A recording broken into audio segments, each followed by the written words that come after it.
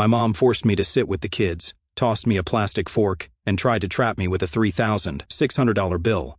So I walked away and quietly set a plan that left them shocked beyond belief. I'm Josh, 32. If you've ever been the family afterthought, the extra chair, the "oh right, he's here" relative, then you'll understand exactly how this story starts. My family has always had a strange talent, the uncanny ability to make me feel like I never quite belonged. I wasn't the golden child, not the troublemaker, not the baby. I was the placeholder, the one who showed up, smiled politely, and quietly picked up the check. I didn't explode or argue. I just existed, which in my family seemed to offend them more than anything else. It wasn't always like that. Growing up, I used to think we were normal. We had dinners together, vacations, even some Christmas mornings where I felt genuinely happy. But somewhere along the way, maybe after my dad left, or maybe after my older brother started making six figures, and my mom decided he could do no wrong, I stopped being part of the picture and started becoming background noise. I moved out at 19, put myself through school, and worked quietly up the ranks at a mid-size logistics firm. Now, I make good money, but you'd never know it from the way they treat me. If anything, the better I did, the colder they became, as if success was something I wasn't allowed to have, or worse, something they were entitled to benefit from without acknowledging the effort I put in. The latest insult came wrapped in white linen napkins and a $3,600 bill. My cousin Melanie, my aunt's youngest daughter, was having an engagement dinner. Not the wedding, mind you, just an engagement dinner, because apparently proposing with a ring you could probably see from space wasn't enough of a spectacle. My aunt, who has never said a kind word to me that wasn't about borrowing money, decided it was going to be a family-sponsored event, which is code in our family for Josh is paying for it. I found out I was invited not from a call or a text, but from a forwarded email. There was no greeting, no hope you can make it, just the time, date, and location, and a "don't be late" added by my mom in the most passive-aggressive tone you can imagine. I stared at the screen for a while, debating if I even wanted to go. I hadn't seen most of them in over a year. The last time I did, my mom introduced me to a friend as the one who's still single, still renting, and still doesn't visit enough. She said it like a joke. I didn't laugh, but despite every fiber in me saying stay home, I went. I don't even know why. Maybe some small part of me still hoped they'd acknowledge me. Or maybe I just wanted to prove to myself that I was past caring what they thought. The restaurant was upscale, not quite Michelin-starred, but definitely out of reach. For most of my family, if they weren't pretending to be something they weren't. I showed up 15 minutes early in a navy blazer and pressed slacks, trying to at least look like I belonged. The hostess asked for my name, then gave me a confused look before handing me a plastic wristband. "Buffet wristband," she said, gesturing to a small corner near the back where a few silver trays sat under dim lighting. I blinked. "Isn't this a seated dinner?" She checked her list. "You're with the Gomez party, right? It says here you're on the kids list." I gave her a tight-lipped smile, thanked her, and made my way inside. The room was bright, filled with laughter and clinking glasses.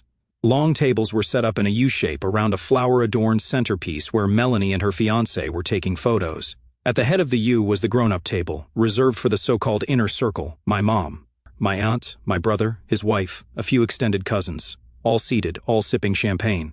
My chair wasn't there. "Josh, over here," my mom called, waving like she was hailing a cab.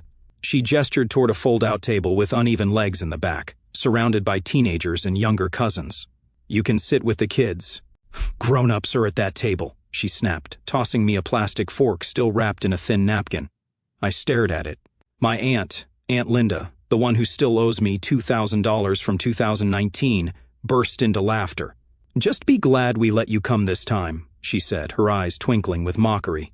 I didn't say a word. I took my seat. The conversations at my table were about TikToks, college rejections, and who vaped behind the school gym. I sipped my water and nibbled on dry chicken that had clearly been sitting out too long. No one from the head table came by, not once. I was invisible. At some point, my brother raised a toast to Melanie and Jason. "May your love be as strong as your Instagram game." Everyone laughed. I clapped once or twice out of politeness. I wanted to leave, but something stopped me. Call it curiosity, call it spite. I stayed. Toward the end of the night, while people were mingling and the DJ played, generic pop in the background, the event manager walked over to me. He was tall, balding, and looked exhausted. He leaned down, checked a clipboard, and said, "Hey, just confirming you're covering the $3,600 balance tonight, right?" I blinked. "Sorry?" He flipped the page and showed me. This was the agreement, $1,500 deposit already paid. And the remaining $3,600 is due by close. It's under your name. My stomach dropped. Who gave you my name? Linda Gomez, he said flatly. She said you were the one organizing the payment, said it was your gift to the family. For a second, I couldn't speak. I looked toward the head table. My mom was laughing, swirling wine in a glass, while my aunt patted her on the back. I wasn't even surprised. I just felt empty, then calm. I smiled, stood up slowly, and pointed toward them. Ask the grown-ups, I said. The event manager raised an eyebrow. So, you're not? No, I cut him off. I'm just the guy with the plastic fork. He stared at me for a beat, then nodded once and walked off. I gathered my blazer, straightened the sleeves, and walked calmly out the side door, unnoticed, unmissed. I didn't go home right away. Instead, I sat in my car across the street with the engine off and the windows cracked just enough to hear the low thump of bass from inside the venue. I watched through the windshield as servers carried trays of half-eaten cake and glasses of Prosecco, as families posed for one last round of photos in front of the banner that read, "Forever starts now." It was almost poetic, a room full of people celebrating love and family while simultaneously ostracizing one of their own like it was a group tradition. I should have been angry. I should have felt some massive burning surge of betrayal. But the truth is, I didn't feel much of anything at all, just tired. Tired of playing along, tired of swallowing my pride for people who saw me as a wallet, not a relative. My phone buzzed once. A message from my brother. Nice of you to leave early. Mom says you're being dramatic again. I let out a dry laugh. Dramatic, right? As if being treated like a second-class citizen at a party you weren't even properly invited to then. Being slapped with a $3,600 surprise bill was just part of the family fun. That was the moment something in me finally clicked. Not a snap, more like a quiet shift, a decision. I pulled up my banking app and scrolled to the shared accounts I'd foolishly agreed to help manage years ago. You see, while my family had a habit of mocking me to my face, they had no issue linking their problems to my name behind closed doors, my mom's utilities under my account, because she said it was just, until she fixed her credit, my aunt's emergency dental surgery, for which I'd co-signed the loan.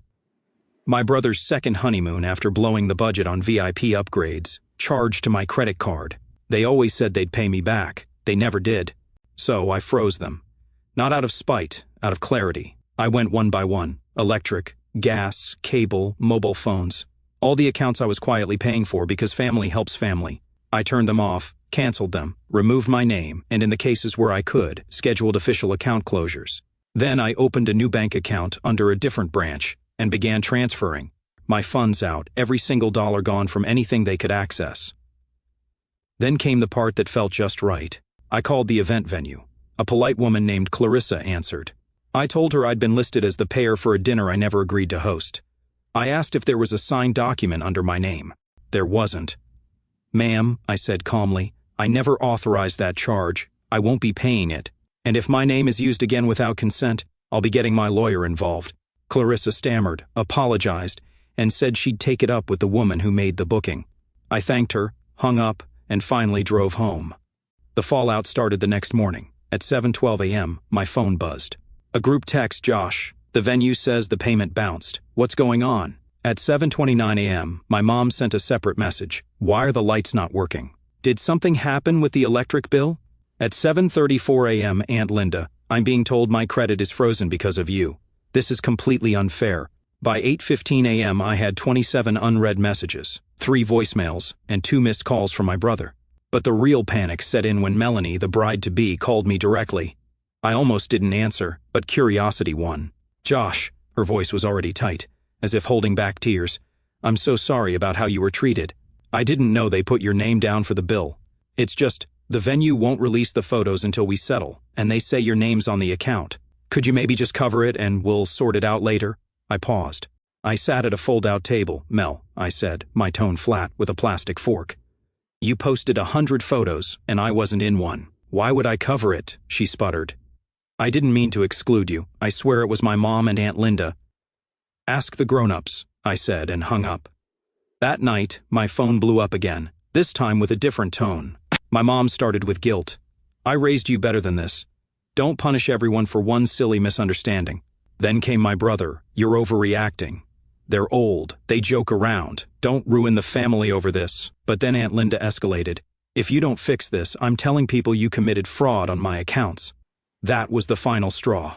I screenshotted every email and document showing her consent, every form she signed when I co-signed that loan. Then I sent them all to her, to my mom, and, for good measure, to my lawyer, who I CC'd with a polite note. Hi, Mark.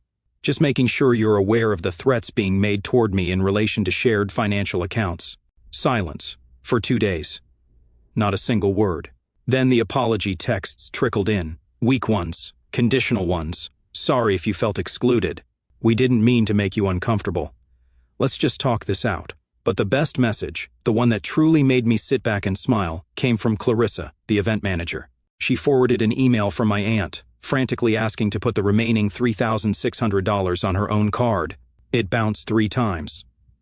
According to Clarissa's note, the balance is still outstanding, and they've begun adding late fees. I leaned back in my chair sipping coffee, and felt a strange peace I hadn't known in years. I wasn't the wallet anymore. I wasn't the placeholder. I was just done. And then, just when I thought it was over, just when I was getting used to the sound of silence, a knock came at my door. It was my mom, red-faced, eyes puffy, holding an envelope. And that is where things really started to unravel. I stared at the door for a long moment before opening it. There was a part of me, small, childish maybe, that still hoped this was going to be the moment that my mom was going to say something real, something like, "I'm sorry. We treated you horribly. We took you for granted. We were wrong." But the moment I opened the door and saw her face, I knew better. She wasn't here for reconciliation. She was here for damage control. "Josh," she said, giving me a tight smile that didn't reach her eyes. "Can we talk?" She held up the envelope like it was some kind of peace offering. I didn't say anything, just stepped aside, letting her walk in. She moved like someone who owned the place, like this was still her territory. Even though she hadn't visited once since I bought it 3 years ago, she sat on the edge of the couch like she was perched on a throne that didn't fit her anymore. She handed me the envelope. I opened it, expecting a handwritten note or a check. It was a printout of the venue invoice, unpaid, $3,600 plus a $400 late fee. I looked at her. She cleared her throat, clasped her hands like she was praying, and gave me this carefully rehearsed sigh. "I know things got tense, but this has gone too far," she began. "We're family, Josh, and families don't punish each other like this." I said nothing. She continued, "Your aunt's credit is frozen. Your brother can't use his business card, and Melanie's crying every night because her photos are being held hostage. And for what? Because someone made a seating chart error?" I raised an eyebrow. "A seating chart error?" She waved her hand like that detail was beneath her. "Look, we all say things in the moment. Your aunt made a joke. You took it too personally. Fine. But dragging this out, canceling accounts, calling lawyers, that's not the mature way to handle things." I leaned against the wall, arms crossed. "You tossed me a plastic fork and told me to sit with the kids. You made me pay for your gas bill last month without asking. And then you put my name down for a bill you never told me about. That's not a joke. That's using someone." She blinked. "It's not like you can't afford it." There it was.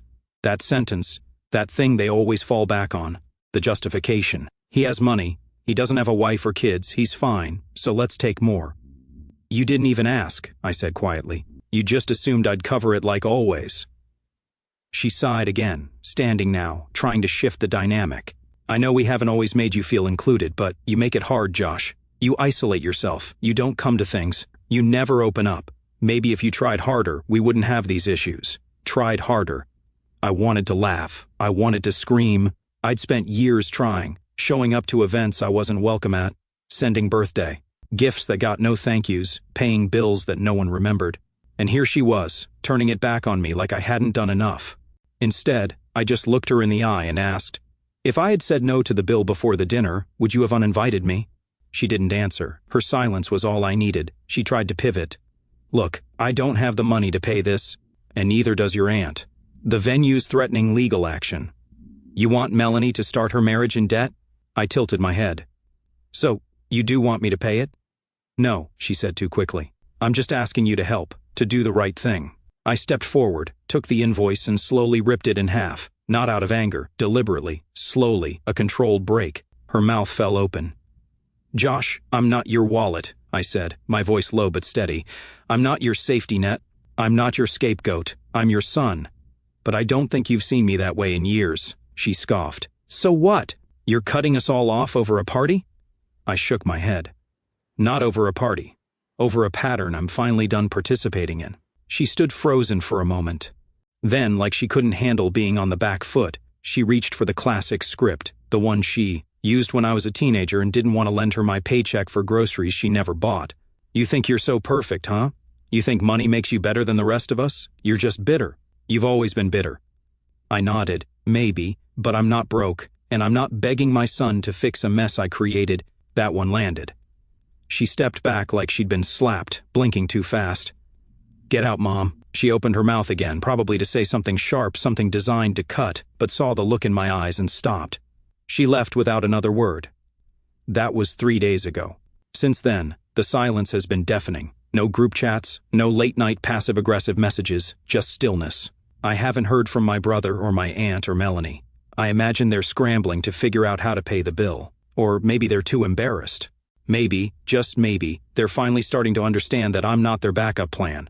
But last night, I got a new text from an unknown number. Josh, it's Jason, Melanie's fiancé.